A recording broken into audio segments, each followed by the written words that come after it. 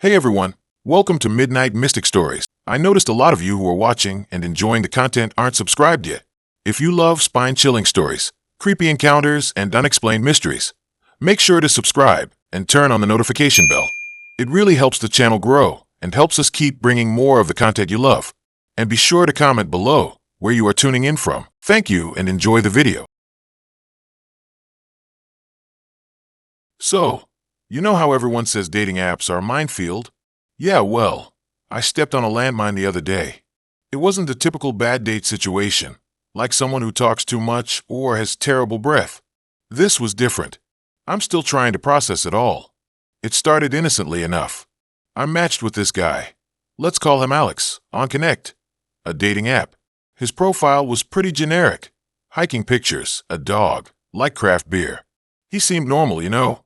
We texted for a few days, and he seemed genuinely nice, easy to talk to. He was a graphic designer, apparently working from home. He was pretty cute too in his pictures. A little artsy, but in an attractive way.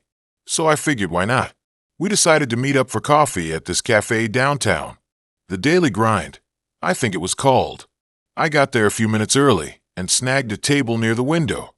When Alex showed up, he looked exactly like his pictures, maybe even a little better in person. He had this kind of relaxed, friendly vibe that immediately put me at ease. We talked about our jobs, our hobbies, movies, the usual first date stuff. Everything seemed totally normal. He even made me laugh a few times. After coffee, he suggested we walk around the park nearby. It was a beautiful day. The sun was shining, and the leaves were just starting to change color. I thought, okay, this is going well. We strolled along the path, talking about everything and nothing. He seemed really interested in what I had to say, which was a nice change from some of the other dates I'd been on.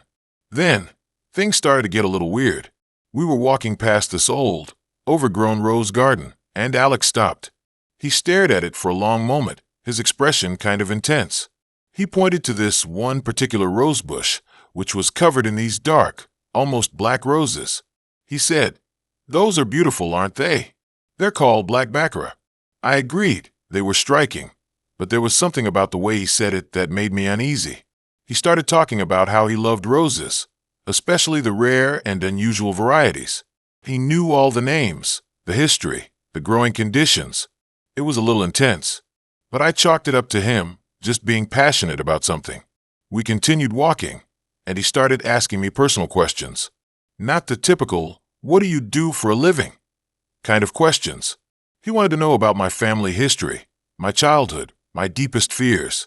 I started feeling a little uncomfortable, like he was trying to dig too deep, too fast. I tried to steer the conversation back to lighter topics, but he kept bringing it back to these intense, personal questions.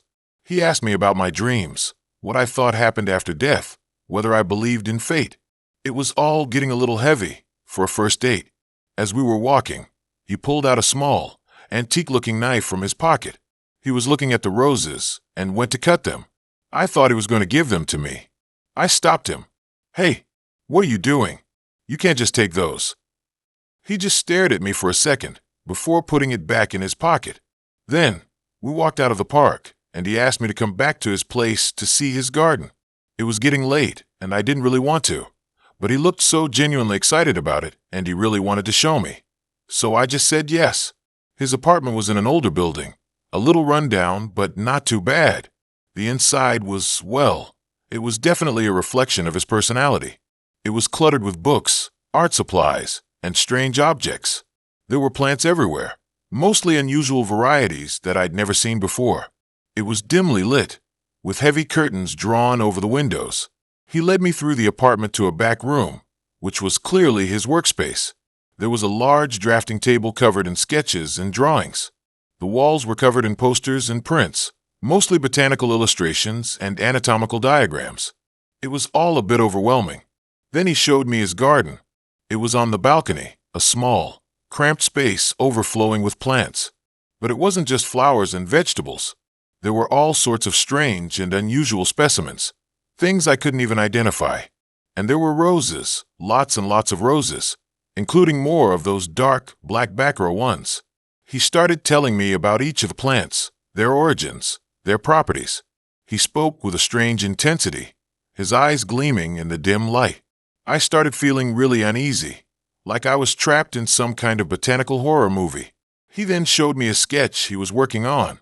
It was a drawing of me, but it was distorted and exaggerated. He asked me what I thought, and I didn't know what to say. I felt really uncomfortable, but I told him it was nice. He then asked if I could come over to his place again tomorrow, so he could show me more of his sketches. I told him I was busy, even though I had nothing planned. I made an excuse about having to get home early and thanked him for the coffee and the walk. He seemed disappointed, but didn't try to stop me. As I was leaving, he handed me one of the black Baccarat roses. "For you," he said, with a strange smile. I took the rose and practically ran out of the apartment. I didn't feel safe until I was back in my own car, driving away from that place. I threw the rose in the trash as soon as I got home. The next day, I blocked his number and deleted him from Connect. I even considered changing my phone number, just to be safe. I still don't know what to make of the whole thing. Was he just a harmless eccentric with a passion for plants? Or was there something darker going on? I don't think I'll ever know for sure. But I do know one thing. I'm definitely taking a break from dating apps for a while. I need to recover from that one. I'm never going back on Connect. Okay, so listen to this, right? This is a true story. Happened to my older cousin Sarah. You know, the one who always looks like she stepped out of a magazine. Well, even magazine models have dating horror stories, apparently. Buckle up, cause this one's a wild ride. It started pretty normal, I guess. Sarah was swiping on whatever dating app was trending back then. Maybe it was Hinge? Tinder? I don't even remember. Anyway, she matched with this guy named Ethan. Pictures were decent. Not like ridiculously hot, but definitely cute. Good teeth, nice hair. Seemed like he had his life together. He said he was a software engineer or something, which, you know, automatic plus points for being employed. They chatted for a bit, and he seemed funny and smart and actually interested in what she had to say. Not just the usual, "You're pretty garbage." He asked about her job, her friends, her weird obsession with collecting vintage teacups. Seriously, she has like 100. So far, so good. They decided to meet for coffee. Classic first date move. Sarah said he was even better looking in person. Like, those pictures didn't do him justice. He was tall, had these amazing green eyes, and a really genuine smile. They talked for hours, just bouncing back and forth about everything and nothing. Sarah said she felt this like instant connection, which is pretty rare for her. Usually, she's super picky. They went on a second date, then a third. Things were moving fast, but in a good way. He took her to this cute little Italian restaurant, then to a jazz club. He even remembered her favorite flower and sent her a bouquet the next day. Seriously, this guy was checking all the boxes. Sarah was practically glowing. We were all joking that she'd finally found the one. Then, things started to get weird. It started subtly. Like, Ethan started calling her way more often. Not just a quick, "How's your day going?" but long, drawn-out conversations about his day, his anxieties, his everything. At first, she was flattered that he was opening up to her, but it quickly became overwhelming. He'd call her on her lunch break, on her way home from work, even late at night when she was trying to sleep. He also started getting possessive. He didn't outright tell her she couldn't hang out with her friends, but he'd make little comments. "Oh, are you going out with them again?" Or, "I thought we were going to spend Saturday together." He'd make her feel guilty for having a life outside of him. Sarah tried to brush it off. Maybe he was just really into her, right? But then came the gift-giving. Not just flowers and little trinkets, but expensive stuff. A designer purse she'd been eyeing, a fancy watch, even a weekend getaway to some fancy resort. She felt uncomfortable accepting them, but he insisted, saying he just wanted to spoil her. It felt calculated, like he was trying to buy her affection. One night, they were at his apartment, watching a movie. He lived in this really modern, minimalist place downtown. It was nice, but felt kind of sterile. Anyway, the movie was boring, so they started talking. He asked her about her family. She told him about her parents, her siblings, her crazy aunt who collects porcelain dolls. He seemed really interested, asking lots of questions. Then, he asked about her childhood. He wanted to know where she grew up, what her house was like, everything. Sarah started feeling uneasy. It felt intrusive, but she chalked it up to him just being curious. The next day, she got a text from him saying he had a surprise for her. He told her to meet him at this address across town. She hopped in her car and drove over, thinking maybe he was taking her to some cool new restaurant or art gallery. The address led her to this quiet, residential street. She pulled up in front of this house, and her jaw dropped. It was her childhood home, the house she grew up in, the house her parents still lived in. She texted Ethan, confused. Are you sure this is the right address? He texted back, Yep. Come on in, the door's open. Sarah's heart started pounding. She got out of her car and walked hesitantly towards the house. The front door was slightly ajar. She pushed it open and stepped inside. The house was different. It looked the same, but not quite. It was like someone had meticulously recreated it, but with subtle changes. The furniture was similar, but not exact. The pictures on the walls were of her, but they weren't the actual photos from her childhood. They were recreations. He must have hired people to recreate the photos from her childhood. Then she saw him. Ethan was standing in the living room, smiling. He was wearing a sweater she remembered her dad wearing when she was little. Surprise, he said. I wanted to recreate some of your happiest memories. Sarah was speechless.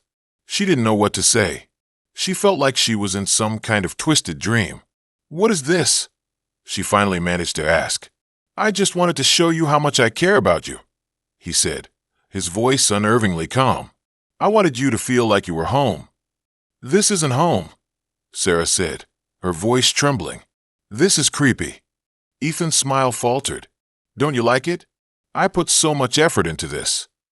No, I don't like it, Sarah said, her voice rising. This is insane. You're insane. She turned to leave, but he grabbed her arm. Please, just stay, he begged. Just for a little while. I just want to make you happy. Sarah yanked her arm away. Stay away from me, she said, her voice shaking.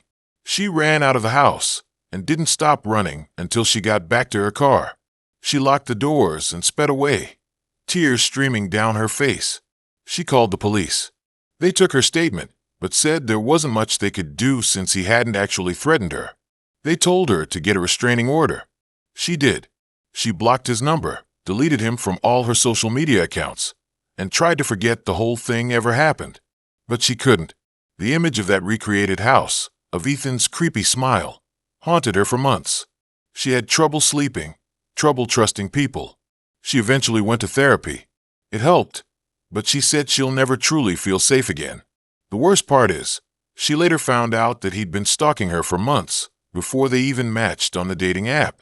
He'd been following her, learning about her life, her family, her childhood. He'd even talked to her parents, pretending to be a market researcher or something. He planned this whole thing out. It just goes to show you, you never really know who you're talking to online. And sometimes, those seemingly perfect guys are anything but. And get this, there was this one time she thought she saw him, like a year later, at the grocery store. She froze, heart racing, but when she looked again, he was gone. She still checks over her shoulder now and then. It was the worst dating story ever. You will not believe what happened to me last summer. I'm still trying to process it, honestly. It was supposed to be a chill, fun vacation, you know? Instead, well, buckle up. It all started with this hiking trip up in the Adirondacks. I'd been wanting to go for ages. Finally convinced my buddy Mark to join. We found this secluded cabin on Airbnb, deep in the woods, promised amazing views and total peace. Sounded perfect. We got there late Friday night, pitch black, only the headlights of Mark's Jeep cutting through the trees. The cabin was rustic. Let's just say the photos online were definitely taken with the very flattering filter. But whatever, we were there for the hiking, not the 5-star accommodations. Saturday morning, we hit the trails, and that's when I saw her. She was sitting on a rock, sketching in a notebook, sunlight catching her hair. Like, straight out of a movie. Dark hair, big green eyes, wearing this flannel shirt tied around her waist. I swear, my jaw actually dropped. I'm not usually one to get tongue-tied, but I completely froze. Mark, being the wingman extraordinaire, nudged me and said something incredibly witty like, "Dude, go talk to her." So I did. Her name was Alara, and she was even cooler than she looked. She was an artist, traveling around the country, finding inspiration in nature. We talked for what felt like hours about everything and nothing. About the trees, the mountains, our dreams. It was effortless. Mark eventually wandered off, probably to find a scenic spot to nap, leaving us alone. I honestly didn't even notice he was gone. We hiked together for the rest of the day, Alara pointing out different plants and birds, telling stories about her travels. By the time we got back to the cabin, I was completely smitten. I asked her if she wanted to grab dinner in town, and she said yes. The town was tiny, just a few restaurants and shops clustered around a main street. We ended up at this pizza place, the kind with checkered tablecloths and dusty bottles of Chianti on the tables. The pizza was amazing, but the company was even better. We talked more, laughed a lot, and I felt this connection, this pull, that I hadn't felt with anyone before. It felt like we were the only two people in the world. After dinner, we walked back to the cabin. It was late, the moon was full, and the air was crisp and cool. We stood on the porch for a long time, just talking. I wanted to kiss her so badly, but I didn't want to mess things up. Finally, she leaned in and kissed me. It was perfect. She ended up staying the night. I know. It sounds like a cheesy rom-com, but trust me, that's where things started to get weird. The next morning, Alara was different. She was quiet, withdrawn. She didn't want to talk about anything we had discussed the day before. When I tried to make conversation about her art, she just shrugged and said she wasn't really into it anymore. It was like a switch had flipped. I tried to brush it off. Maybe she was just tired, I figured. We went for another hike, but she didn't seem interested in anything. She kept wandering off the trail, disappearing into the woods for long periods of time. When I asked her where she was going, she just said she was exploring. That night, things got even stranger. We were sitting by the fire, trying to watch a movie on my laptop, when Alara started acting really jittery. She kept looking out the window, like she was expecting someone. I asked her what was wrong, and she said she just had a bad feeling. Then the power went out. The cabin went completely dark. The only light came from the fire, casting long, flickering shadows on the walls. Alara jumped up and started pacing. "We need to leave," she said, her voice tight with panic. "We need to leave now." I was confused. What? Why? The power will probably be back on soon. "No, you don't understand," she said, grabbing my arm. "We're not safe here." I tried to calm her down, but she wouldn't listen. She started ranting about how the woods were watching us, how we were being followed, how something bad was going to happen. It was completely irrational. "Alara, you're scaring me," I said. "What's going on?" She didn't answer.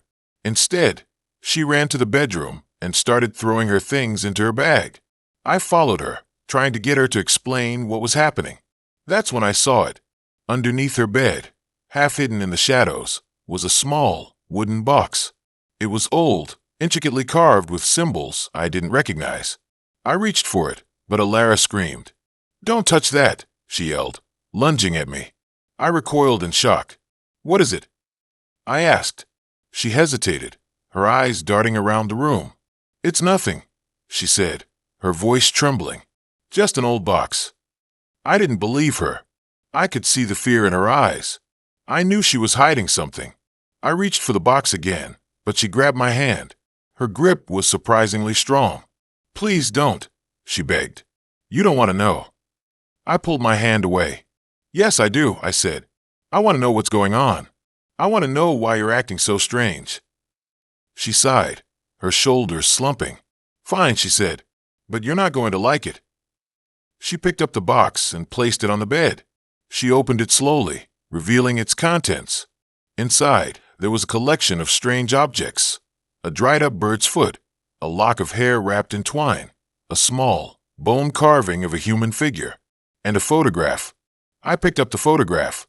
It was a picture of Alara, but she looked different, younger, and standing next to her was a group of people dressed in dark robes, their faces hidden by hoods. They were standing in a forest clearing, around a bonfire. In the center of the fire, there was something, or someone. I couldn't make it out clearly, but it looked like a human sacrifice. I dropped the photograph like it was on fire. "What is this?" I whispered, my voice shaking. Ilara didn't answer. She just stared at me, her eyes filled with a strange, unsettling calm. "You should have left it alone," she said. Then she smiled. A slow, chilling smile that made my blood run cold. I didn't stick around to find out what that smile meant. I grabbed my keys and ran out of the cabin, not stopping until I reached Mark's Jeep. I jumped in, started the engine, and floored it, leaving Ilara standing on the porch, watching me disappear into the darkness. I never saw her again. Mark thought I was crazy when I told him what happened. He swore the cabin was haunted or something. But the next day when we came back, the wooden box was gone. So was Ilara. I don't know what she was involved in, and honestly, I don't want to know. That hiking trip, yeah, it cured me of wanting to date anyone I meet in the woods. I swear, dating in this town is like navigating a minefield blindfolded.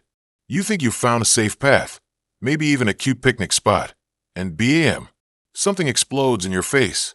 This one time, I thought I'd actually scored a decent guy. I mean, he seemed normal. That was my first mistake, thinking normal exists anywhere anymore. His name was Ethan. I met him at a coffee shop, which, looking back, should have been my first red flag. Coffee shops are basically dating app purgatory. He was reading some obscure book on ancient history, which I thought was cool. Showed he had some depth, right? He had this kind smile and these gentle eyes, like a golden retriever puppy. I'm a sucker for that look. He seemed genuinely interested when I started rambling about my awful job at the pet store. We talked for like an hour right there. He asked for my number, and I gave it to him, feeling kinda giddy. I hadn't felt that way in ages. The next day, he texted me, and we started planning our first date. He suggested this quirky little antique shop that also had a cafe inside. Seemed harmless enough. The antique shop was interesting. It was crammed with stuff, like someone's grandma had thrown up all over the place. Dusty dolls with creepy eyes, old furniture covered in plastic, and enough porcelain cats to fill a small army. Ethan seemed to love it, though. He was pointing out all these fascinating artifacts, like a rusty tea kettle and a chipped ceramic bird. I tried to act interested, but honestly, I was just trying not to sneeze. We got coffee and pastries at the cafe, which was surprisingly good. The conversation was flowing, and I started to relax. He told me about his job as a research assistant at the university, his passion for history, and his love for hiking. All very normal, very appealing. Then things started to get weird. He started talking about his family. He mentioned that he lived with his aunt, which was fine. Plenty of people live with family. But then he started describing her. He called her mother, which I found odd, but I let it slide. He said she was a gifted woman, a seer, and that she had special insight. I thought maybe he was just being dramatic, but then he started talking about how she helped him make decisions, even about his dating life. He said she had approved of me. Approved? Like I was a potential spouse being vetted by the royal family? My stomach did a little flip of unease. The conversation took a darker turn when he started talking about his past relationships. He didn't say anything specific, but he kept hinting that they hadn't understood him, that they hadn't appreciated his unique perspective. He made it sound like they were the problem, not him. Alarm bells started ringing in my head. After the coffee, he insisted on showing me more of the antique shop. He led me to this back corner, which was even more cluttered than the rest of the place. There was this old wooden chest, covered in carvings and symbols that looked vaguely Celtic. He told me it was a family heirloom and that it had special powers. I was starting to get seriously creeped out. I made a joke about how it probably contained a leprechaun, but he didn't laugh. He just stared at the chest with this intense look in his eyes. He opened the chest. Inside, there was a collection of strange objects: dried flowers, old coins, a lock of hair tied with a ribbon, and a small, leather-bound book. He picked up the book and started flipping through it. The pages were filled with handwritten notes and drawings in a language I didn't recognize. He said it was a book of spells. passed down through his family for generations. He claimed his aunt used it to help people, to guide them on their life path. I was officially done. This wasn't quirky anymore. This was full-blown crazy. I told him I had to go, that I had a sudden emergency at the pet store. He seemed disappointed, but he didn't try to stop me. He just handed me a dried flower from the chest and told me to keep it as a token of his affection. I took it, feeling like I was accepting a cursed object. I practically ran out of the antique shop. I threw the flower in the nearest trash can and drove home, feeling like I needed to scrub myself clean. The next day, he texted me again, asking if I wanted to go hiking. I ignored him. He texted me again the day after that, and the day after that. He even called a few times. I blocked his number. A few weeks later, I saw him at the grocery store. He saw me too. He gave me this creepy smile and said, "Mother says you're making a mistake." I just turned around and walked away. I haven't seen him since, but I still get this uneasy feeling sometimes, like someone is watching me. I learned a valuable lesson from that whole mess. Trust your gut. If something feels off, it probably is. And maybe avoid dating guys who live with their gifted aunts and carry around books of spells. Just a thought. I think I'll just stick to dogs for now. Next. Okay, so, you know how everyone has that one dating story that makes you want to crawl into a hole and never come out? Yeah, this is mine. I'm not even kidding. I still get secondhand embarrassment just thinking about it. And it happened like 3 years ago. Buckle up, because this is going to be a wild ride. It all started, like most terrible decisions do, with a dating app. I was swiping through, bored out of my mind, when I saw him. His name was Mark, and okay, I'll admit, he was cute. Not like movie star cute, but definitely my type. He had that messy hair thing going on, kind eyes, and his profile said he was a musician. A musician. What could be more romantic, right? Ugh, past me was so predictable. We started talking, and it was actually good. He was funny. He seemed genuinely interested in what I had to say, and we had a lot in common.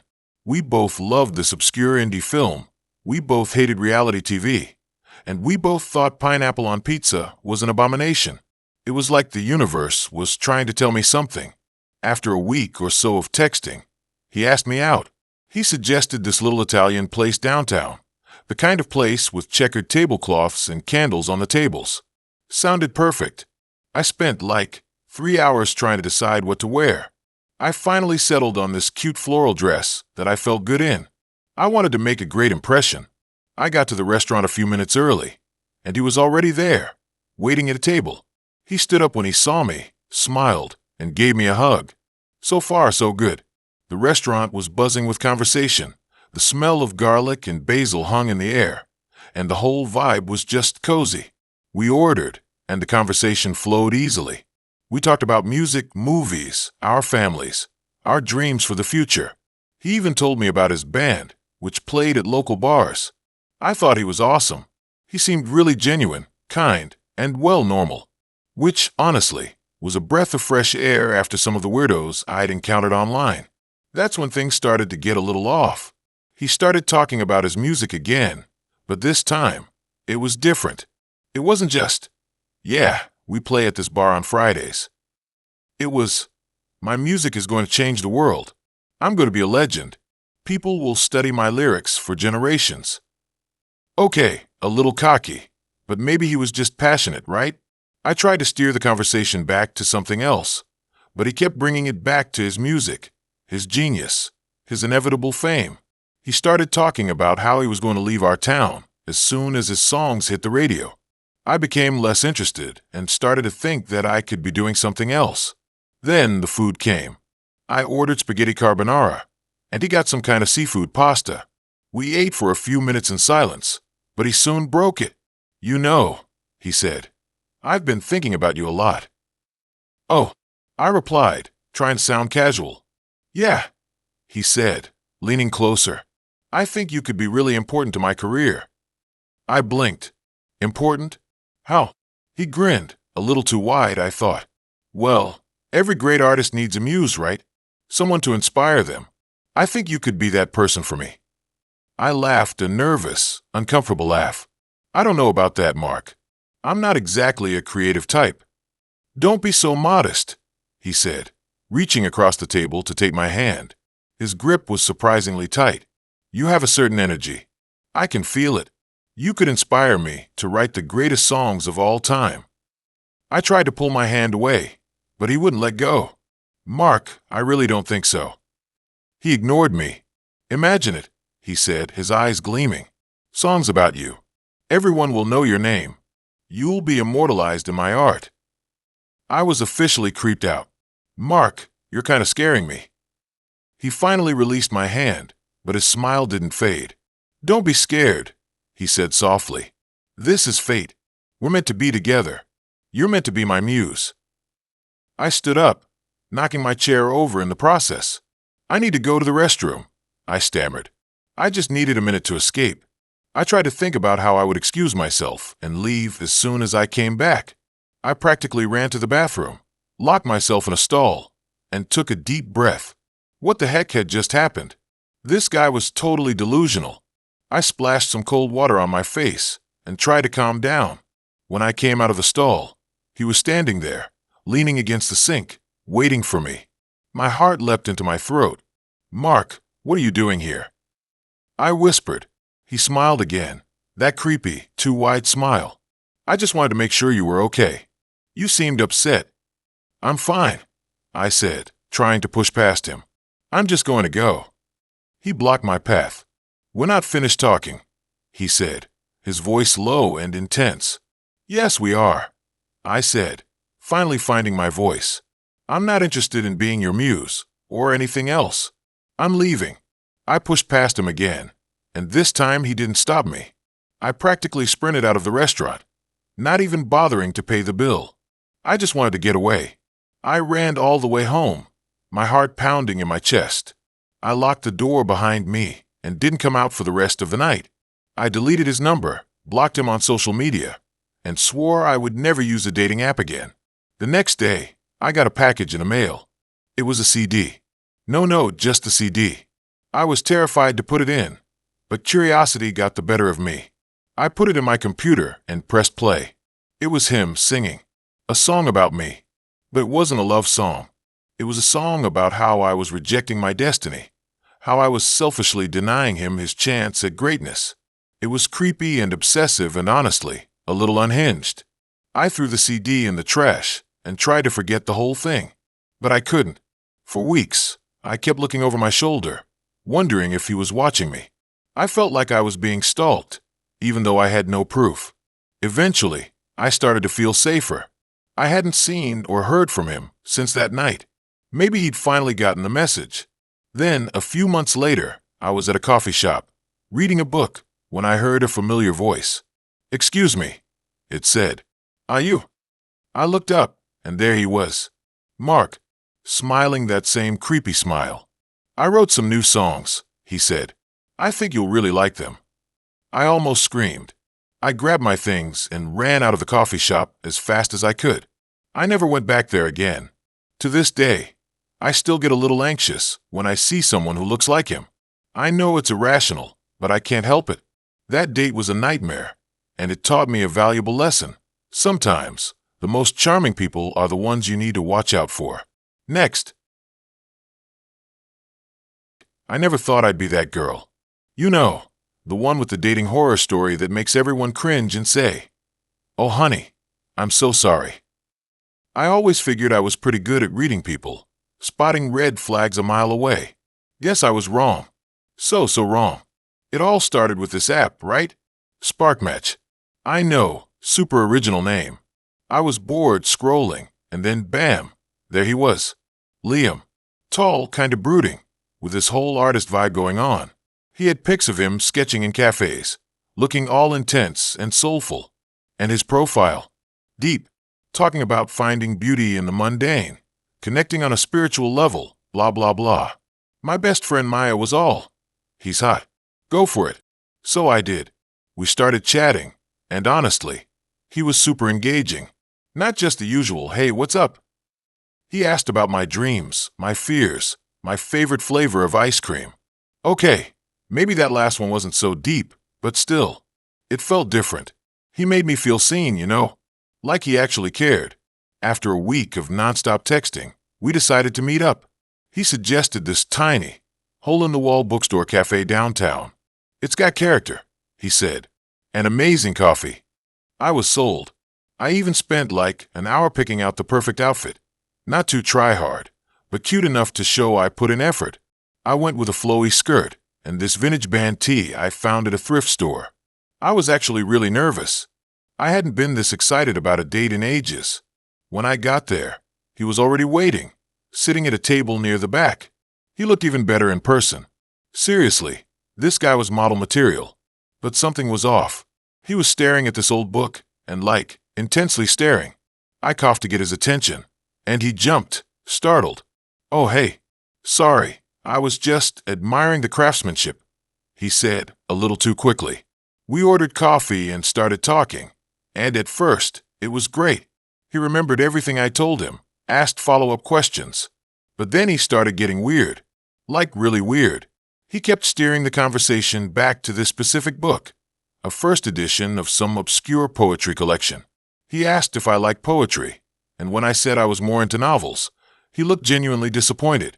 "Poetry is the language of the soul," he said, with this dramatic sigh. "Okay, dude, chill." Then, he started talking about his art. Not just sketching, but this whole elaborate world he was creating in his paintings.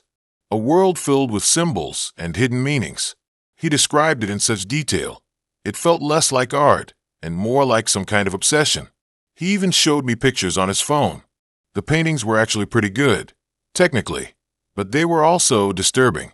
Dark colors, twisted figures, eyes that seemed to follow you. I tried to change the subject, but he wouldn't let it go.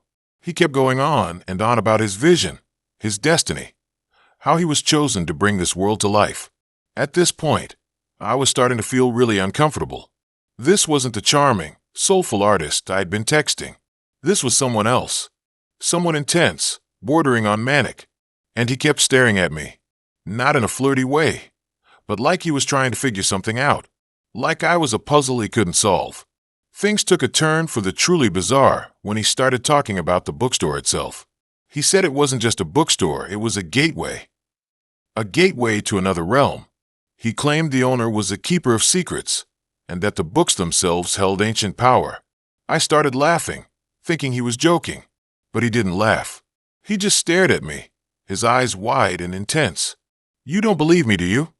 he said, his voice low and serious. "You think I'm crazy." I didn't want to be rude, so I just mumbled something about needing to get going. He grabbed my hand. "Wait," he said, his grip surprisingly strong. "I need to show you something." He pulled me towards the back of the store, past the crowded shelves, to a small, unmarked door. "This is it," he whispered. "The entrance." I tried to pull away, but he wouldn't let go. "Liam, I really have to go," I said, my voice shaking. "I'm not feeling well." He ignored me. He reached into his pocket and pulled out a small, antique key.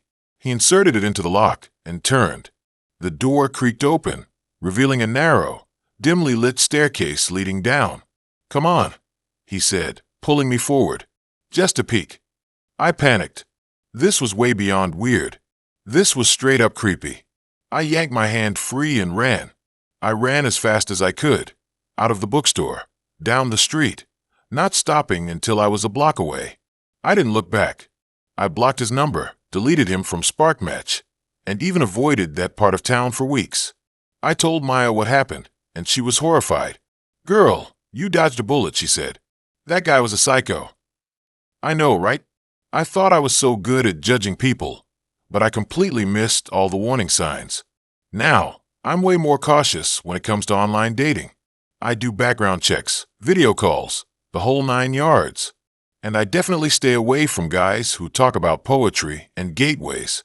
Honestly, the whole thing still freaks me out. What was behind that door?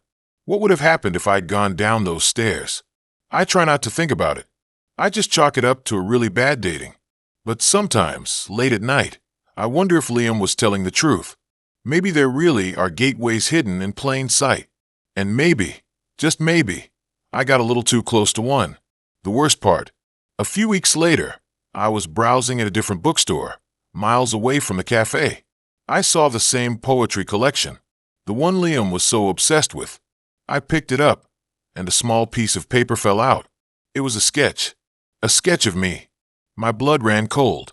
I put the book back on the shelf and walked out, never looking back. I still can't wrap my head around it. Was he stalking me the whole time? Did he know I would be at the bookstore?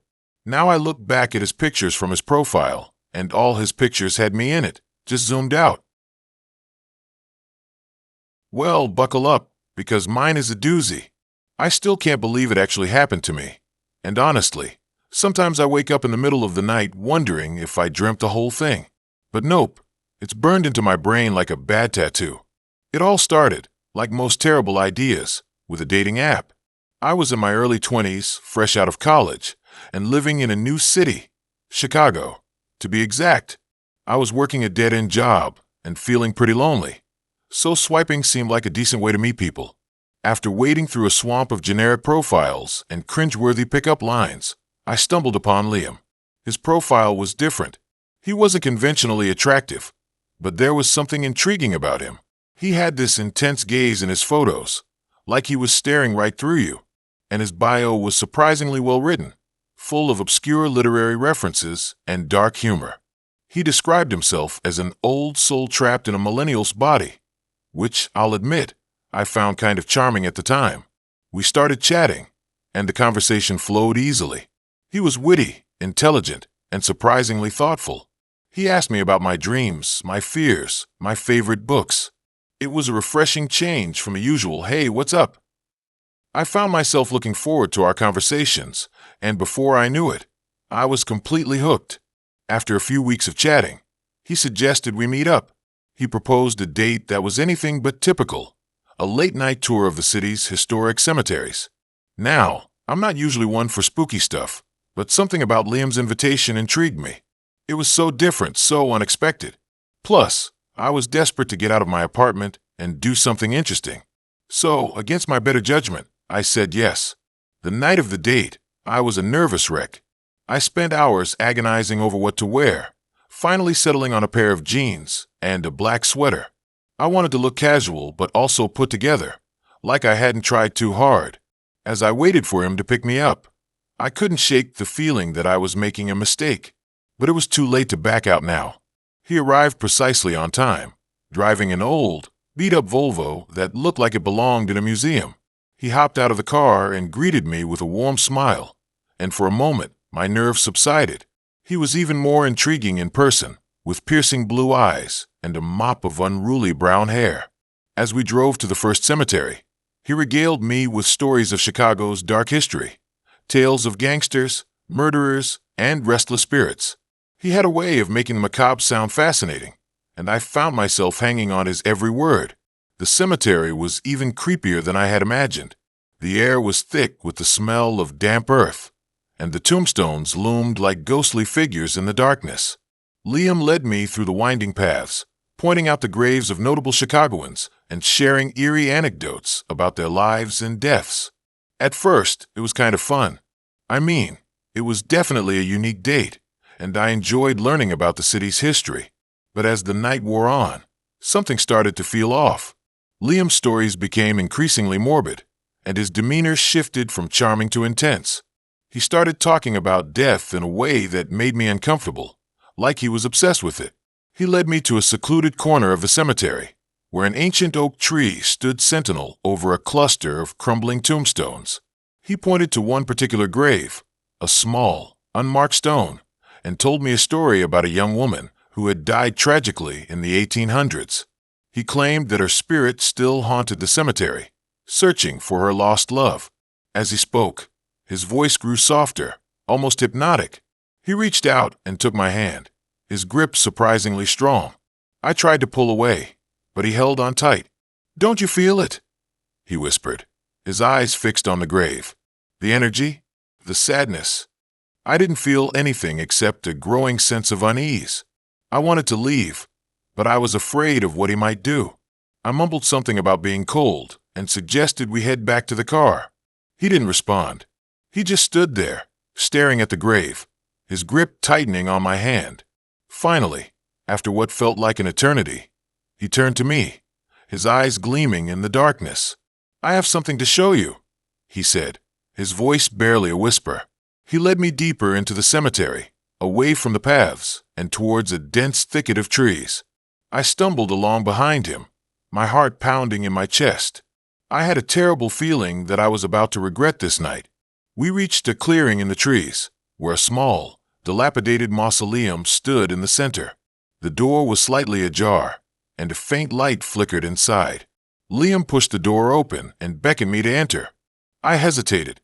"I don't think I should go in there," I said, my voice trembling. "Don't be afraid," he said, his voice smooth and reassuring. "It's just a little history." Against my better judgment, I stepped inside. The air was cold and damp, and the smell of decay was overpowering. The only light came from a single candle flickering on a stone altar. As my eyes adjusted to the darkness, I noticed something that made my blood run cold. Carved into the walls of the mausoleum were strange symbols, symbols that I recognized from horror movies and obscure websites. Symbols associated with, well, let's just say they weren't symbols you'd find in a church. Liam smiled, a chillingly unsettling smile. "Do you know what these mean?" he asked, his voice dripping with anticipation. I shook my head, my mind racing.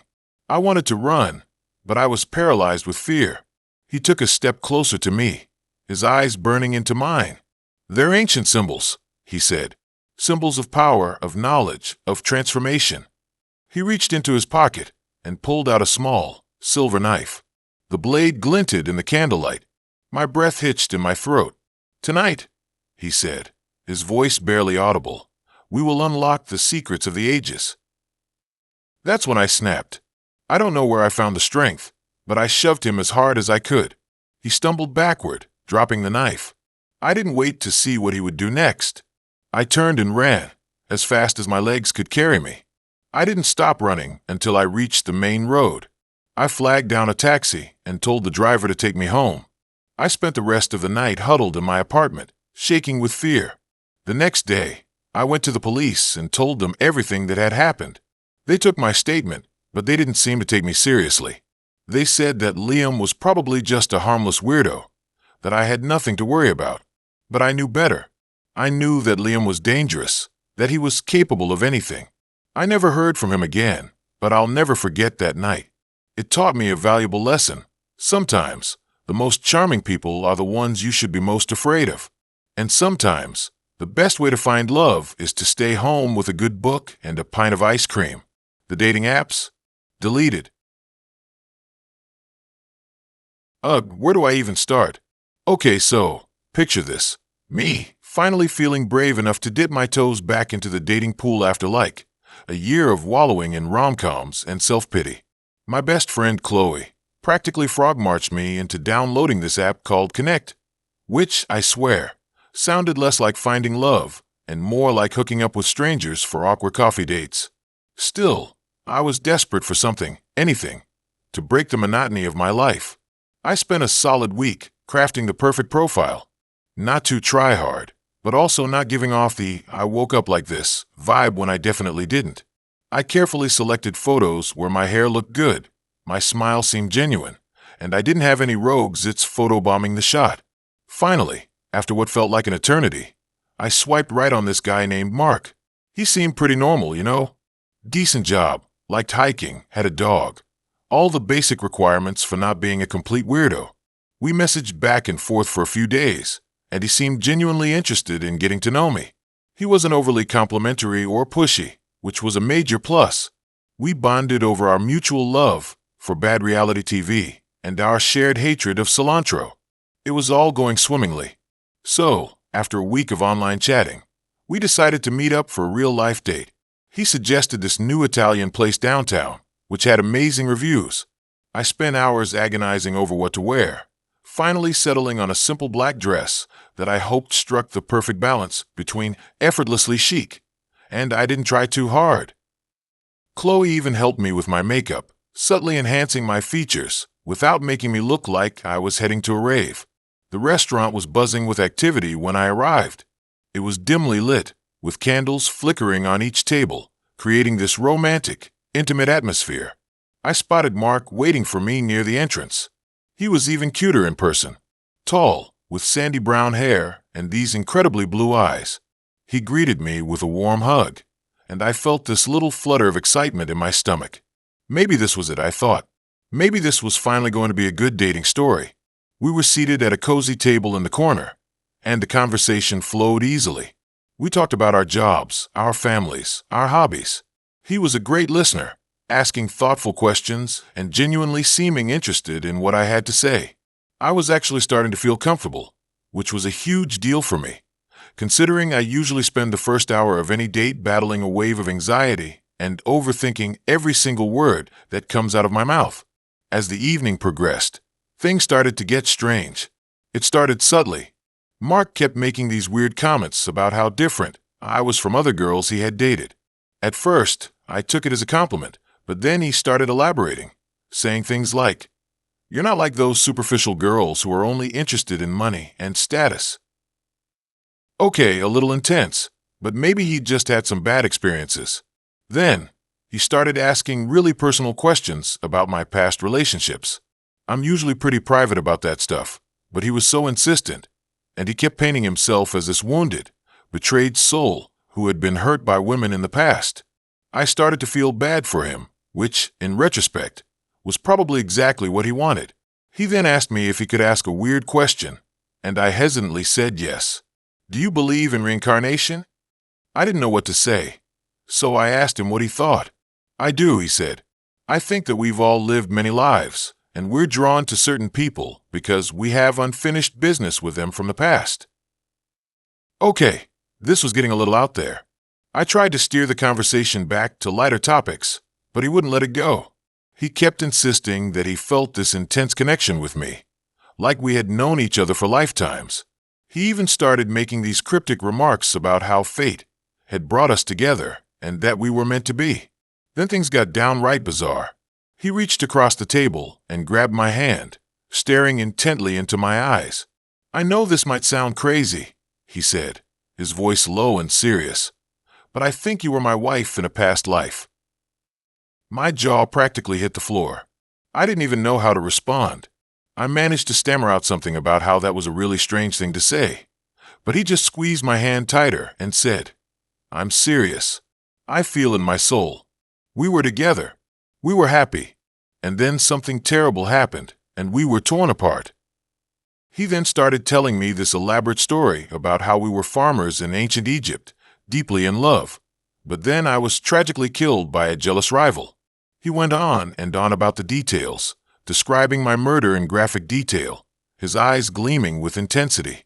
I was completely horrified. I tried to pull my hand away, but he wouldn't let go. He kept talking, his voice getting louder and more frantic. People at other tables were starting to stare. I was mortified and desperately wanted to leave, but I was trapped. Finally, I managed to yank my hand away and stood up.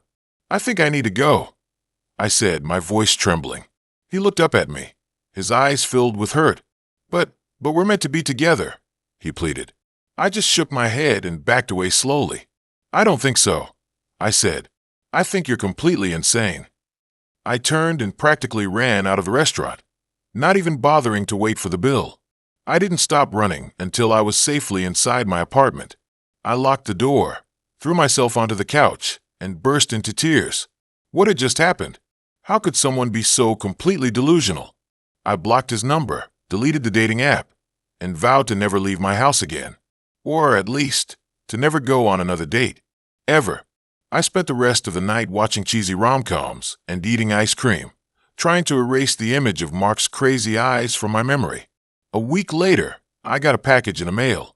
It was a small, velvet box. Inside was a gold ring with an inscription in hieroglyphics. I didn't need to translate it to know what it meant. That was the last I ever heard from Mark. I still have the ring somewhere. It's a constant reminder that sometimes the dating world is a scary, messed up place. And that maybe, just maybe, I'm better off sticking with rom-coms and ice cream. It all started at this weird indie coffee shop downtown, the kind where they only serve pour-over and everyone looks way too cool for their own good. I was there with my friend Chloe, trying to study for a midterm I was seriously bombing. And this guy walks in. I swear, it was like a scene from a rom-com, minus the good ending. He had that perfectly messy hair thing going on, a worn leather jacket, and eyes that were, like, ridiculously blue. Let's call him Liam. He ordered some crazy, complicated coffee thing, and then he just stood there, looking around like he was searching for something. Chloe nudged me and whispered, "He's totally checking you out." I rolled my eyes, but secretly, I was kind of hoping she was right. Turns out she was. He came over, all charming smiles and disarming awkwardness, and asked if the seat next to me was taken. We talked for like an hour. About music, about movies, about how much we both hated kale smoothies. He was funny. He was smart. And he actually listened when I talked, which, let's be real, is a rare quality these days. By the time he left, I was totally smitten. We exchanged numbers, and the texting started almost immediately. He was witty and engaging, and we seemed to have so much in common. He asked me out on a date for the following Friday, to this new Italian place that had just opened up. I was so excited. I practically planned my outfit a week in advance. The date was amazing. The food was great, the conversation flowed, and he even paid without making a big deal about it, which is always a plus. After dinner, we walked around downtown, talking and laughing, and he ended up walking me home. At my doorstep, he leaned in for a kiss, and it was like fireworks. Seriously, the kind of kiss that makes your knees go weak. Things moved fast after that. We started spending almost every weekend together, hiking, going to concerts, even just binge-watching cheesy movies on the couch. He was always so affectionate, so attentive. He remembered the little things, like my favorite candy or the name of my childhood pet. It felt perfect. Then, things started to get a little weird. Subtle at first, almost unnoticeable. Like, he'd start showing up at my work unexpectedly, just to say hi. But it was always when I was in the middle of something important. Or he'd get strangely possessive when I talked about other guys, even just my platonic guy friends. I brushed it off as him just being really into me, which, I have to admit, was kind of flattering at the time. But then it escalated. He started calling me constantly, sometimes multiple times an hour. If I didn't answer, he'd get agitated, texting me things like, "Where are you? And why aren't you answering?" He started questioning me about who I was with, what I was doing, even if I was just hanging out with Chloe. He also started showing up at places I hadn't even told him I was going to be. Like, I went to a yoga class one Saturday morning, and there he was, sitting in the lobby, just waiting for me. It was creepy, and when I confronted him about it, he'd just act like it was no big deal, like he was just being thoughtful and wanting to spend time with me. The biggest red flag, though, was when he started talking about the future, like the really distant future. Marriage, kids, moving in together. After only a few months of dating, it was way too much, way too soon. When I tried to pump the brakes, he got upset. He said I wasn't taking the relationship seriously, that I didn't love him as much as he loved me. That's when I knew I had to get out. I tried to break up with him gently, but he wouldn't let me. He kept saying he couldn't live without me, that I was his everything. He even started crying, which, honestly, just made me feel even more uncomfortable. Finally, I had to be blunt. I told him it was over, that I couldn't be with someone who was so controlling and possessive. He didn't take it well. He started yelling, accusing me of leading him on, of wasting his time. He even started banging his fist on the table, which scared the crap out of me. I managed to get him to leave, but he didn't stop there. He started calling and texting me incessantly, sending me long, rambling emails about how sorry he was and how much he loved me. He even started showing up at my apartment building, waiting for me outside. I ended up having to get a restraining order. It was a mess. And honestly, it was terrifying. The whole thing left me feeling shaken and vulnerable. It took me a long time to trust anyone again. Looking back, I can see all the red flags I missed. The way he was always trying to isolate me from my friends, the constant need for reassurance, the overly intense declarations of love. I was so caught up in the romance of it all that I ignored the warning signs. I learned a valuable lesson from that whole ordeal. Trust your gut. If something feels off, it probably is. And don't be afraid to walk away, even if it's hard. Because sometimes the person you think is your dream come true is actually your worst nightmare. Okay, so you know how everyone has that one dating story that just makes you cringe into oblivion? Yeah, well, buckle up, because mine is a certified dumpster fire. It all started with a seemingly harmless swipe right, and honestly, I should have known better from the start. His profile pic was, aggressively filtered, but whatever. I was bored and feeling optimistic. Famous last words, am I right? His name was Chad, and even typing that out makes me want to barf a little. I know. Judging a book by its cover and all that, but the name just screamed douche a bag from the get-go. He messaged me first, something about how my eyes reminded him of the ocean, which was cheesy AF. But hey, a girl likes to feel complimented, right? We chatted for a few days, and he seemed normalish. He said he was a personal trainer, loved dogs, and enjoyed hiking. All things I was into, or at least could pretend to be into for a few hours. So we decided to meet up. He suggested this new Italian place downtown, which, okay, points for effort. I spent way too long agonizing over what to wear, finally settling on a cute dress and some sandals. I wanted to look good, you know. First impressions and all that jazz. I arrived at the restaurant a few minutes early, and as I was waiting, I saw him pull up in this ridiculously loud, jacked-up truck. Strike one. He got out, and I swear, he was even more aggressively tan in person than in his photos. And his hair. Don't even get me started. It was all gelled and sculpted into some kind of gravity-defying masterpiece. He greeted me with this overly enthusiastic hug that lingered way too long, and then proceeded to tell me how stunning I looked. Okay, a little flattery never hurt anyone, but it felt so fake, like he was just going through the motions.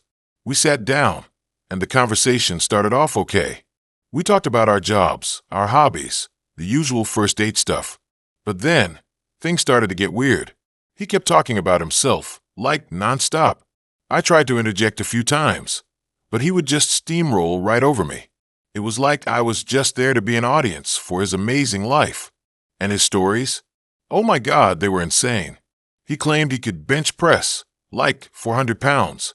He'd single-handedly saved a puppy from a burning building. He ran a marathon in under 3 hours, without training. I swear, the lies were just pouring out of him. Then, he started getting really touchy. He kept putting his hand on my arm, every 5 seconds. It was so uncomfortable, and I kept subtly trying to move away. But he wouldn't take the hint. At one point, he even tried to feed me a piece of his pasta. I nearly choked. The worst part was when he started talking about his ex. Apparently, she was crazy and clingy and totally obsessed with him. Red flag city, people. He went on and on about how she wouldn't leave him alone, even after they broke up. I started to get this really uneasy feeling, like maybe he wasn't as over her as he claimed to be. I was desperate to escape. I kept checking my watch, hoping he would get the message that I was bored and wanted to leave. But no, he just kept talking. He even started telling me about his conspiracy theories. Apparently, the government was controlling us with fluoride in the water. I swear, I almost burst out laughing.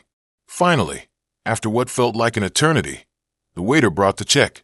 I offered to split it, but he insisted on paying. Okay, I thought, maybe he's not a total monster. But then, he proceeded to leave a ridiculously small tip, less than 10%. I was mortified. As we were walking out of the restaurant, he asked me if I wanted to go back to his place. I politely declined, saying I had an early morning. He seemed annoyed, but he didn't push it. Thank God. He walked me to my car, and then he did the unthinkable. He leaned in for a kiss. I turned my head at the last second, and he ended up kissing me on the cheek. It was so awkward and gross. I practically jumped into my car and sped away. I didn't even bother to text him to say thank you. I just wanted to erase the whole night from my memory. The next day, he texted me a million times, asking me when we could see each other again. I ignored him. He finally got the message and stopped texting. But seriously, that date was a nightmare. It's the kind of story I still tell to my friends to make them laugh, but honestly, it still gives me the creeps. I learned a valuable lesson that night. Trust your gut. If something feels off, it probably is. And for the love of all that is holy, please, for the sake of every girl you go on a date with. Do not be a Chad. It's just not a good look. Next. Okay, so picture this. I'm a sophomore in college, super broke, and trying to navigate the whole dating scene. I decided to try out this free dating app, thinking, hey, what's the worst that could happen? Oh boy, was I wrong. I matched with this guy named Ethan. He seemed pretty cool in his profile. He said he was a film student, loved indie music, and was looking for someone to explore the city with. I was sold. I'm a sucker for artsy types. We texted for a few days, and he seemed genuinely interested in getting to know me. He asked about my classes, my hobbies, my dreams. It was refreshing, especially compared to the usual, hey WID, messages I got from other guys. He suggested we go to this vintage movie theater for our first date. It seemed like the perfect date for a film student, and I was excited to see what he was like in person. I got to the theater a little early, and waited for him, and waited, and waited. He was like 20 minutes late, which, okay, I can understand. Maybe he got stuck in traffic or something. But then, he finally showed up, and he looked different. His pictures had been taken in the dark, so I really couldn't tell what he looked like. But it was way different than what I expected. He wasn't wearing anything like what he showed on the picture, and he was wearing a hat with a mask. He mumbled an apology for being late, and then just stood there, staring at me. It was super awkward. We went inside and got our tickets, and he was weirdly silent the whole time. During the movie, he kept making these strange noises, like little gasps and sighs. It was so distracting, and I couldn't even focus on the film. At one point, he reached out and grabbed my hand. His hand was clammy and cold, and his grip was way too tight. I tried to pull away, but he wouldn't let go. After the movie, I was desperate to get out of there. I told him I had to get home early because I had a big test the next day. He seemed disappointed, but he didn't argue. As we were walking to my car, he started talking about how much he liked me. He said he felt like we had a special connection. I was so creeped out. I barely knew him. Then, he stopped me in front of my car and said he had a surprise for me. He reached into his backpack and pulled out a jar filled with dirt. He told me it was special dirt that he had collected from his favorite filming location. He wanted to give it to me as a symbol of our bond. I was speechless. I grabbed the jar of dirt and threw it on the floor. I got in the car as fast as possible and drove away. He started texting me nonstop.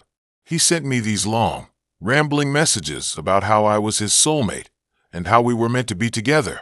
I blocked his number. I learned a very important lesson from that date. Never trust a film student with a jar of dirt. Next. Alright, so, let me tell you about the time I went on a date with a dude who was convinced he was a vampire. No, seriously. A vampire. I wish I was making this up. It all started on this online gaming forum. I know, not exactly the most romantic place to meet someone, but hey, a girl's gotta do what a girl's gotta do.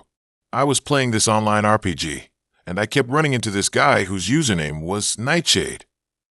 He was actually really good at the game, and we started teaming up on quests and stuff. We started chatting outside of the game, and he seemed pretty cool. He said he was into goth music, loved horror movies, and was a writer. I'm a sucker for a creative type. Plus, he was actually really funny. After a few weeks of chatting, he asked me if I wanted to meet up in real life. I was a little hesitant since, you know, internet stranger danger and all that, but he seemed genuinely nice, and I figured, what the heck? We decided to meet at this coffee shop downtown. I got there a few minutes early and started scoping out the place, trying to spot him. And then I saw him. He was wearing this long black coat, even though it was like 80 degrees outside. He had these really pale eyes, and his hair was all slicked back. He looked like he had walked straight out of a bad vampire movie. He came over to my table and introduced himself. His voice was super deep and kind of raspy. He shook my hand, and his hand was ice cold. I tried not to freak out. We sat down and ordered our drinks. I got a latte, and he ordered a glass of tomato juice. He said he was trying to cut back on the artificial blood. I swear, I almost choked on my coffee. The conversation started off okay. We talked about the game, our favorite books, stuff like that. But then, he started getting weird. He started talking about how he was different from other people. He said he had special needs that most people wouldn't understand. I was starting to get a really bad feeling about this. Then he dropped a bomb. He leaned in close. All right, so picture this. I'm 19, stuck in my dinky hometown after a lame summer job, scrolling through Tinder, because what else is there to do when the only excitement is the Friday night football game? My bio was probably something cringe like, just looking for good vibes and maybe a concert buddy. And my profile pic was a heavily filtered selfie from my senior prom. Basically, prime target for any weirdo lurking in the digital shadows. And trust me, there were plenty. But then I matched with Liam. Liam's profile was different. He wasn't conventionally hot, in that chiseled jaw, six-pack abs way. He was lanky, with messy brown hair, kind eyes, and a smile that looked genuinely goofy. His bio was simple. I collect vinyl records and know all the best hole-in-the-wall pizza places. Looking for someone to explore with. Okay, that sounded a million times better than the usual Netflix and chill garbage. We started chatting, and I was actually, enjoying myself. He wasn't trying to be cool or impress me. He just seemed genuinely interested in getting to know me. We talked about music, movies, our families, our dreams for the future. All that deep stuff I usually avoided on Tinder like the plague. He was witty, sarcastic, and had this infectious enthusiasm that made me actually look forward to opening the app. After a week of constant texting, he suggested we meet up. He proposed a record store downtown that had a cool vibe and stayed open late. I was hesitant, obviously. It's Tinder. You never really know what you're going to get. But something about Liam felt different, safer. Plus, I was dying to get out of my house and do something other than watch reruns of The Office. I told my best friend, Chloe, about the date. She was cautiously optimistic, but gave me the usual text me every hour speech and made me share my location with her. Safety first, you know. The record store was exactly as Liam described, dimly lit, filled with the smell of old vinyl, and packed with quirky people flipping through records. I spotted him immediately, leaning against a shelf, wearing a band t-shirt and a nervous smile. He looked even more awkward and adorable in person. The date started off great. We browsed through the records, made fun of each other's musical tastes, and talked for hours about everything and nothing. He was even funnier and more engaging in person. I found myself laughing more than I had in months. He really did know a ton about music, and every song he would recommend. He would show me the exact album with everything to do with the artist, to how the song made him feel. After the record store, he suggested we grab pizza at this place down the street he swore had the best slices in town. It was a tiny, hole-in-the-wall joint with only a few tables and a no-frills menu. The pizza was amazing, greasy, cheesy, and exactly what I needed after a summer of salads and forced healthy eating. That's when things started to get a little off. As we were eating, Liam started asking me some really personal questions. Way too personal for a first date. He wanted to know about my past relationships, my family drama, my deepest insecurities. It wasn't in a malicious way. He just seemed intensely curious, like he was trying to dissect me or something. I brushed it off at first, chalking it up to him being overly eager. But the questions kept coming, each one more probing than the last. He wanted to know about my childhood traumas, my biggest regrets, the things that kept me up at night. It was starting to feel less like a date and more like an interrogation. He would get really close to my face and make me uncomfortable. It was so close. It felt like he was trying to stare into my soul. I tried to change the subject, but he kept steering the conversation back to me. It was like he was obsessed with understanding every single detail of my life. And it wasn't in a caring way. More like he was trying to figure me out, like I was some kind of puzzle he needed to solve. I could see him getting really focused and intense on the questions, almost as if he was getting something out of it. It was getting disturbing. Then he started talking about his own past. He told me about a difficult childhood, a strained relationship with his parents, and a string of failed relationships. But the way he talked about it was unsettling. He didn't seem sad or angry, just detached, like he was recounting a story he'd told a million times. I felt as though all these things were pre-prepared, and he was ready to throw them out to me at any time. He mentioned that he had a hard time trusting people, and that he often felt like he was being judged. He said he was looking for someone who could see him for who he really was, someone who wouldn't run away when they saw his dark side. He would say, "Look into my eyes and tell me that you believe me." And it really freaked me out. That's when the red flags started waving frantically in my mind. This guy was clearly damaged goods, and I was way out of my depth. I knew I needed to get out of there, like right now. I made some excuse about having an early class the next day and said I needed to head home.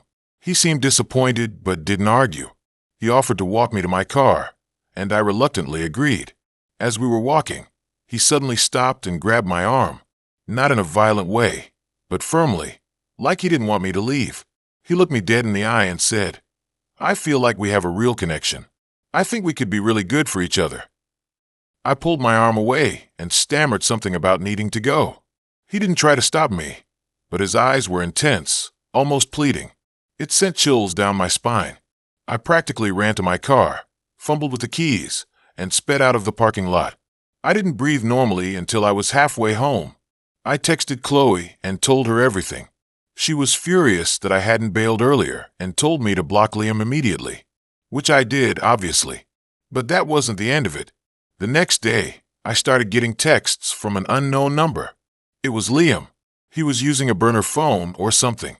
He kept texting me, saying he was sorry if he scared me, that he just really liked me and wanted to get to know me better. I ignored the texts, but they kept coming. He started leaving voicemails, long rambling messages about how misunderstood he was and how I was the only one who could understand him. It was getting creepy and obsessive. I blocked the new number, but he kept finding ways to contact me. He messaged me on Instagram, Facebook, even Snapchat. He knew all my usernames, all my profiles. It was like he had been stalking me online for weeks. I changed all my privacy settings, blocked him on every platform, and even considered deleting my social media altogether. But it didn't matter. He kept finding ways to reach me. Then, one evening, I was walking home from work when I saw him. He was standing across the street, watching me. He didn't say anything, didn't make a move, just stood there, staring. I froze, terrified. I ducked into a nearby store and called the police. They came and took a report, but said there wasn't much they could do unless he actually threatened me or physically harmed me. He had been at a distance. They could not confirm it was him. I started varying my routes home, walking with friends, and avoiding being alone as much as possible. I was living in constant fear, wondering when Liam would strike next. A few weeks later, I got a letter in the mail. It was a handwritten note from Liam. He said he knew I was scared, but he just wanted to talk. He promised he wouldn't hurt me. He just wanted to explain himself. I threw the letter away immediately and called the police again. They took the letter as evidence, but said they still couldn't do anything unless he made a direct threat. That night, I couldn't sleep. I kept imagining Liam lurking outside my window, waiting for me to let my guard down. Every creak and shadow sent my heart racing. Around 3 a.m., I heard a noise outside my apartment, a faint tapping on the window. I peeked through the blinds and saw Liam standing there, holding a single vinyl record. I screamed and ran to the phone. He fled by the time the police showed up, but they were able to get a description. They finally issued a restraining order and started actively searching for him. I never saw Liam again. He disappeared without a trace. The police said he probably skipped town to avoid being arrested, but I still think about him sometimes, wondering where he is and what he's doing. And I always remember that first date, the record store, the pizza, and the moment I realized that something was terribly wrong. I wish I had listened to that feeling sooner. Next. Okay, so, I need to tell someone this story because it's been eating me up for months, and I can't keep it inside anymore. You know how sometimes you make a decision that seems totally fine at the time, but then turns into a full-blown disaster? This is one of those stories, except the disaster involved a hinge match, a creepy antique store, and a whole lot of regret. Seriously, if I could go back and unswipe, I would. It all started last summer. I was bored, single, and scrolling through Hinge, like you do. I wasn't looking for anything serious, just someone to hang out with and maybe grab some pizza. That's when I stumbled upon Liam's profile. He seemed pretty normal. Good looking, decent job, liked hiking and indie music, the usual stuff. His prompts were witty, not too try-hard, and his pictures didn't scream serial killer. He also had this kind of artsy, alternative vibe that I found attractive. So I swiped right. We matched pretty quickly, and the conversation flowed easily. He wasn't overly aggressive or weird, just genuinely seemed like a cool guy. After a few days of chatting, he suggested we meet up. He proposed checking out this antique store a little outside of town. It sounded different, and I was kind of into the idea of doing something other than the standard coffee date. Looking back, maybe I should have paid more attention to the fact that he suggested an antique store, a place that, if you actually thought about it, would be pretty easy to get lost in. But whatever, I was feeling adventurous, and I liked the idea of wandering around a dusty old place with a cute guy. So, the next Saturday, I drove out to meet him. The antique store was even creepier in person than I imagined. It was in this huge, run-down building, and the parking lot was practically empty. The sign outside was faded and barely legible, and the whole place just had this heavy, unsettling feeling. I almost turned around right then and there, but I'd already told Liam I was coming, and I didn't want to flake. Plus, a part of me was still excited to see if he was as cool in person as he seemed online. I found him waiting inside, near the entrance. He was taller than I expected, and he had this intense stare that made me a little uneasy. But he smiled when he saw me, and I tried to brush off my nervousness. The store itself was a maze of narrow aisles packed with all sorts of weird stuff. Old furniture, dusty books, creepy dolls, vintage clothing, you name it. It was like stepping into a time capsule, but a time capsule that had been locked away in someone's attic for decades. We started wandering around, making small talk. Liam seemed genuinely interested in the antiques, pointing out different objects and telling me about their history. He knew a lot about old stuff, which I guess was interesting, but also kind of made me feel like he was way older than he actually was. After about an hour of browsing, we ended up in this back corner of the store, which was even more dimly lit and cluttered than the rest. It was filled with old portraits and paintings, most of them covered in dust and cobwebs. That's when things started getting weird. Liam stopped in front of this one painting in particular. It was a portrait of a young woman with long, dark hair and piercing eyes. The painting was old and faded, but there was something about the woman's expression that was unsettling. It felt like she was staring right through me. Liam just stood there, staring at the painting for a long time. He didn't say anything, just stared. It was starting to freak me out. I asked him if he was okay, but he didn't respond. He was like, completely lost in the painting. Finally, after what felt like an eternity, he turned to me. His eyes were wide, and his face was pale. He said, "I know her." I was confused. "What do you mean, you know her? She's a painting." He shook his head. "No, I know her. I've seen her before. In my dreams." I tried to laugh it off, thinking he was just messing with me. But he was dead serious. He started telling me about these recurring dreams he'd been having. Dreams about a woman who looked exactly like the one in the painting. He said she would visit him in his sleep, whispering things he couldn't quite understand. I was starting to get really uncomfortable. This guy was clearly not as normal as he seemed on Hinge. I wanted to leave, but I didn't want to be rude. Plus, a small part of me was still intrigued. We kept walking, and Liam continued to talk about his dreams and his connection to the woman in the painting. He was getting more and more agitated, his voice rising, his eyes darting around. He was starting to scare me. We ended up in this even darker, more secluded section of the store, which was filled with old furniture. Liam stopped in front of this antique mirror. It was huge and ornate, with a heavy, gilded frame. He stared at the mirror for a moment, then turned to me with a strange look in his eyes. He said, "Do you see her?" I looked in the mirror, but all I saw was my own reflection. "See who?" I asked. He pointed at the mirror. "Her, the woman in the painting. She's right behind you." I spun around, but there was nothing there. I was starting to panic. This guy was completely losing it. I needed to get out of there. I told him I had to go, that I wasn't feeling well. He didn't try to stop me. He just stood there, staring at the mirror, muttering to himself. I practically ran out of the store, jumped in my car, and sped away. I didn't look back. I blocked Liam's number and unmatched him on Hinge. I tried to forget the whole thing ever happened. But I couldn't. For weeks, I had nightmares. I would dream about the woman in the painting, about the antique store, about Liam's crazy stare. I kept seeing his face, those wide, haunted eyes, and I would imagine him in my dreams. Then, about a month later, I was scrolling through the local news website, and I saw a headline that made my blood run cold. Local man arrested in connection with disappearance of antique store owner. The article went on to say that Liam, the guy I met on Hinge, had been arrested after the owner of the antique store went missing. Apparently, he was a suspect in her disappearance. The article also mentioned that Liam had a history of mental illness and had been obsessed with the store for years. I couldn't believe it. The guy I went on a date with was a possible murderer. I haven't used Hinge since. I'm too freaked out. The whole thing was just so bizarre and unsettling.